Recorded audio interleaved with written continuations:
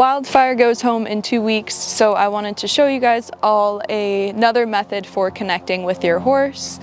I'm here in the paddock that he's in right now, and I do know that it needs to get drugged, just kind of ignore that factor.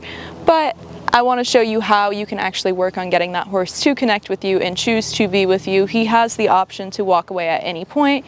This is again good for those really disconnected horses, and if you haven't watched the first video that I showed with him explaining some of the exercises, I will link that in the description. Every time that I come in here, I notice his body language, and he sees me opening the gate, and I watch him get a little bit more alert and usually walk off. So we've been working on kind of that slower approach going up to him. So I'll enter here with a stick, and you'll see that I really watch his body language.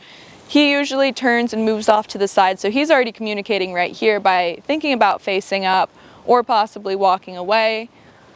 Again, when he looks off to the side, that's my cue to kind of stay where I'm at, don't necessarily approach. And this isn't, you know, training one where you're just trying to get the job done necessarily. In a way it is, because you are focusing more on that horse and their communication. Good boy. I'm not coming in with the intent of pushing him around and asking him to move and saying, hey, I need these specific body parts to move. I'm saying, do you want to connect with me right now and step away from your hay? And right now he's saying no, the food is still more interesting. So I'm going to keep being enticing, trying to catch his eye, stepping into his zone. There's a little bit of adjustment from the hind end. Good boy. And all I can do here when I'm working with this method is keep offering him to come over here. Good boy. And then I'm going to reward him when he comes over and chooses to hang out. And you might see that from the last video, he's even more interactive looking for the food. And again, you don't want to do this with one that's kind of begging and wanting to be all over you from the get-go. This is really good to encourage in the horses that are shut down and felt like they couldn't give any answers other than kind of blowing past you and ignoring you. Now, usually the first time I step away from him, he might choose to walk off. And this is where working with them and kind of reading that body language is important. So I will try to catch his eye again.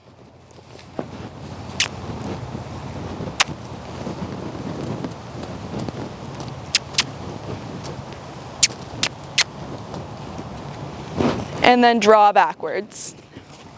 Good. And he's very keen on coming up with more energy and intention now. And I encourage all of that. I actually have a clip somewhere that I'll include of him cantering up to me. We've never specifically worked on the canter. It's always just been the walk or the trot. But right here, I really enjoy interacting with him because he's trying to make conscious decisions and let me know what he wants to do. Does he want to still interact with me? Does he want to go back to his food? What is more interesting to do? And right now he's choosing the interaction. Good boy.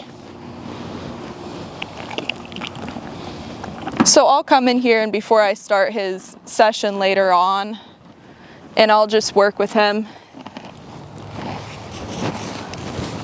Let him have the choice. Now my stick is there as a little bit of a guard and a guide. He can turn the other way, push through it, ignore it. He usually won't choose to push through it. If anything, he turns the opposite way and chooses to leave that way. But this method just gives them a lot of chance to exit. So a horse that is shut down, instead of feeling shut down, I'd rather them answer with how they actually feel. And if his choice is to leave me and walk away, I want him to feel like he can answer with that, not that he has to stay with me and then get frozen and stuck. So when I take it away from the round pen like I did in the last session and bring it into here, he really has to make that decision if he wants to come with me and be interacting with me. Good. So I'll do some of the drawing work and some of the side-by-side work with him. And he does choose every once in a while to leave and wander off because it gets to be a little bit too much pressure and stress for him.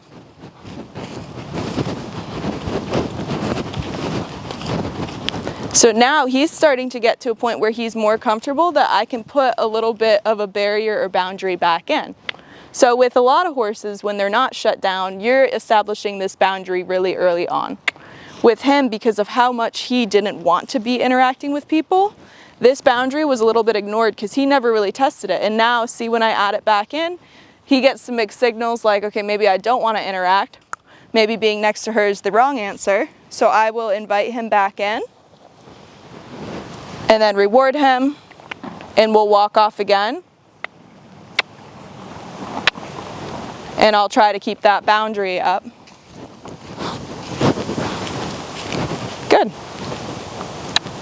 So these are all just different learning curves with one that is shut down, and how to keep them learning at a pace where they feel like they can be comfortable and give good answers to you. Good boy. Good, so that time I'm going to reward for him keeping the distance. But I want him to feel comfortable and like he can give those answers. But also, if he starts to press into my space, the more comfortable he gets, I do need to put that boundary in for safety reasons. Now here, when he chooses to leave before I even asked anything, I might get in his off side, which his off side for me is that 45-degree angle behind him right here. And he was trying to connect again, but I wanted to show you guys that angle. When I get there, it naturally draws him back into me. He's curious enough to keep following and bring that nose around when that hip is moving.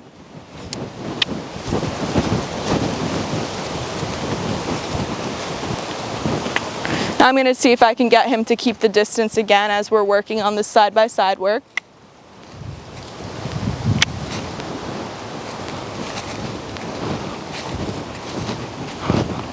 Better.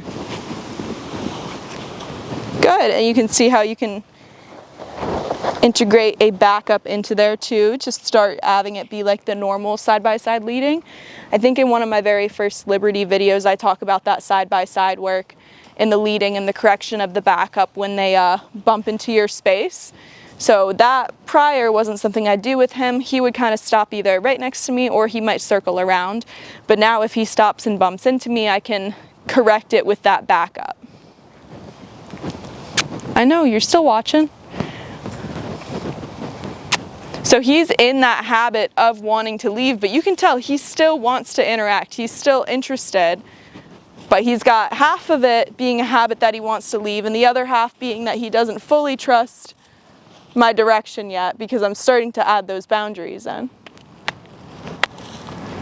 Good. There you go. And if he chooses to leave, that's fine. I get in that 45-degree angle.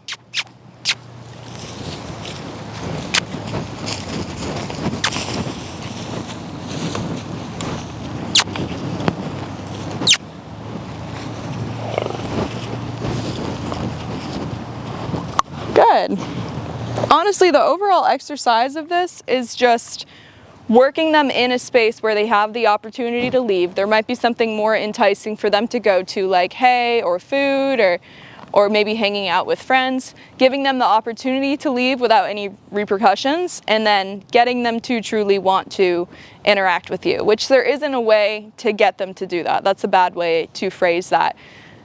Seeing if they will kind of play with it on their own and discover the ability to interact with you. Get them to naturally want to, because they realize there's no repercussions for interacting with you, there's no repercussions for them leaving. They can kind of be more expressive. That's what really helps a shutdown horse. So I found that whether I'm in the round pen with him, we can work on a little bit more refinement of the Liberty so he understands some of the cues, so eventually he can kind of learn more knowledge-wise there, but being in here is more about him making the choice to be with me. So I just thought that that was something kind of fun to play around and look at with him, especially since he's learning more and more that he wants to hang out and interact. You can still see the moments where, again, a little bit of habit, a little bit of him not feeling like I'm totally safe yet when he leaves. Good, but he has the choice to do that. So hopefully you learned something from this and it will help you working with a horse that might be a little bit more shut down.